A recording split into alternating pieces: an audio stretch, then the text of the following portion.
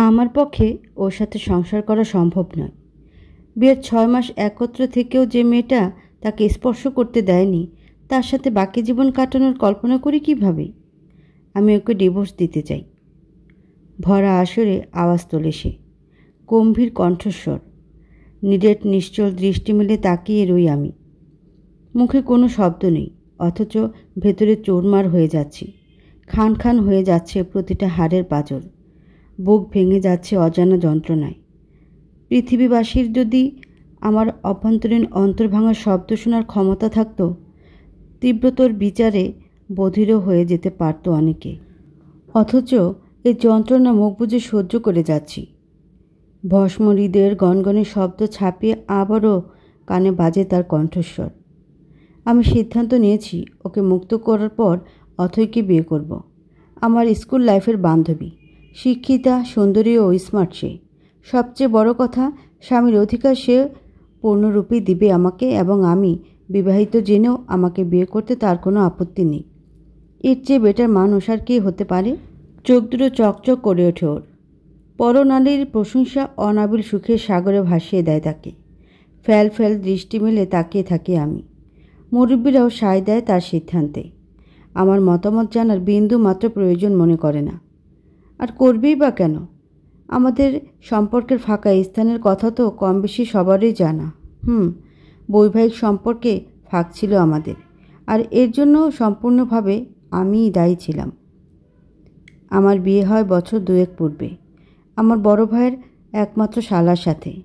খুব বেশি শখ করে আমাকে বিয়ে করিয়েছিলেন তারা। আমার স্বামীর আগ্রহই যেন বেশি ছিল, কিন্তু ওনাকে মেনে নিতে পারিনি আমি। 14 বছরের এক কিশোরী হয়ে স্বামীর সংসার মানার মানসিক অবস্থা তৈরি ছিল না আমার। ভয় পেতাম ওনাকে, সাথে ঘৃণাও করতাম। ওনার প্রথম রাতের আচরণই এর কারণ ছিল। আমার ছোট্ট মস্তিষ্ক স্বামীর সোহাগকে নির্যাতন ভেবে নিয়েছিল। টানা 6 মাস একত্রে ছিলাম আমরা। প্রতিটা দিন একটু একটু করে আমাদের সম্পর্ক স্বাভাবিক করার চেষ্টা চালিয়েছেন উনি। অথচ অবুঝ হৃদয়ে প্রতিনিয়ত পালিয়ে বেড়াতাম ওনার থেকে। হয়তো উনি বুঝে গিয়েছিলেন আমার মনের অবস্থা। আস্তে ধীরে তিনিও স্বামীর অধিকার ফলানো বাদ দিলেন। সম্পর্কটা বুঝতে সময় দিলেন আমাকে। প্রায় 6 মাস পর যখন একটু ভরসা পেলাম, তখন উনি চলে গেলেন দেশের বাইরে শিক্ষাগত জীবনের উচ্চ ডিগ্রি নিতে।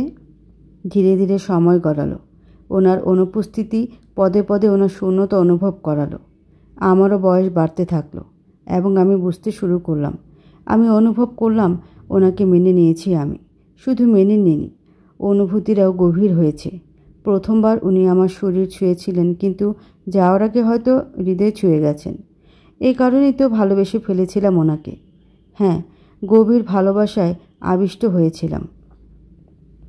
অপেক্ষা করতে শুরু করলাম ওনার দেশে ফেরার অপেক্ষা। অবেলা জানালার গ্রিল ধরে দাঁড়িয়ে ভাবতে লাগলাম তার প্রথমবার পিছন থেকে জড়িয়ে ধরার কথা। যখন ঝোড়ো হাওয়ায় এলো চুল উড়িয়ে দিত, তখন আর মন্ত্রমুগ্ধের ন্যায় দৃষ্টিকে মিস করতাম।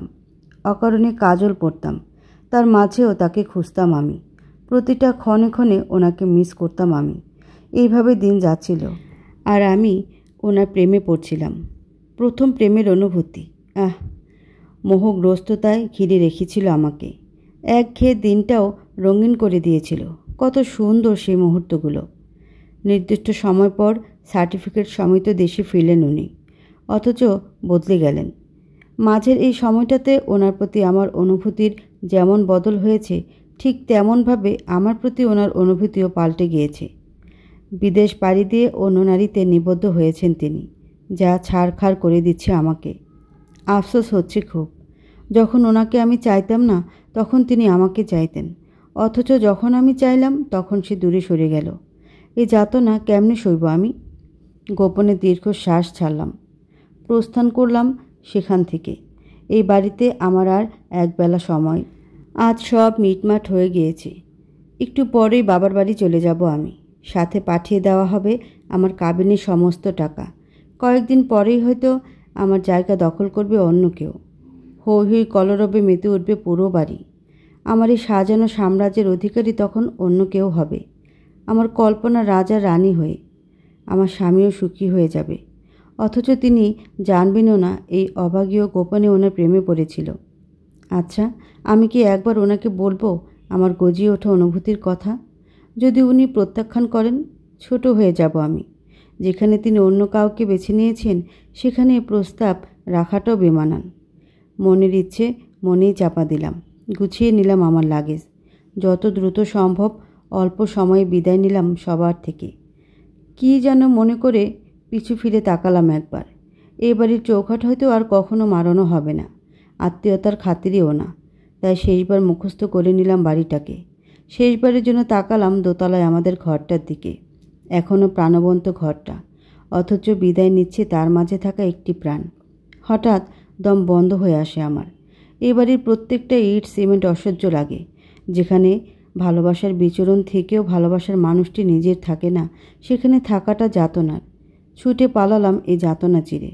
উঠে পড়লাম ভাড়া করা 4 চাকার যান্ত্রিক বাহনে। বাড়ি ফিরেছি অনেকক্ষণ হবে।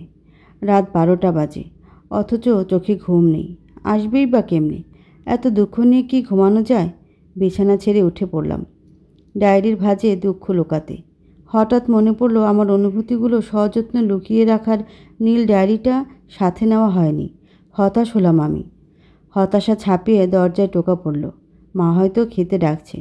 ওখান থেকে ফিরে কিছু খাইনি আমি। বারবার বলেছি খিদে নেই, তবুও মা পিছু ছাড়ছে না। এবার বেশ কড়া গলায় না করতে দরজা খুললাম। দরজার বাইরে আমার স্বামী দাঁড়িয়ে। বেশ অবাক হলাম আমি। ওনার তো এখানে আসার কথা নয়। আমাকে আরও অবাক করে দিয়ে আচমকা বুকে টেনে নিলেন তিনি। কাপা গলায় বললেন, যদি তুমি একবার জানাতে আমাকে ভালোবেসেছিলে, অন্য মেয়ের দিকে তাকানোর স্পর্ধাও করতাম না। কম্পন ধরল আমার দেহে। চক্ষু ফেটে অশ্রু এলো। অতি সন্তর্পণে আমার অশ্রু মুছে দিলেন তিনি। অনুতপ্ত গলায় শুধালেন, নিজের অজান্তে ভুল করেছি আমি। এ ভুলের কি ক্ষমা হবে? অশ্রুসিক্ত নয়নে মাথা দোলালাম আমি। কপালে অধর ছুঁয়ে আবারও ঝাপটে ধরলেন তিনি। আমিও আগলে নিলাম ওনাকে। স্পষ্ট দেখলাম ওনার হাতে আমার সেই নীল ডায়েরি।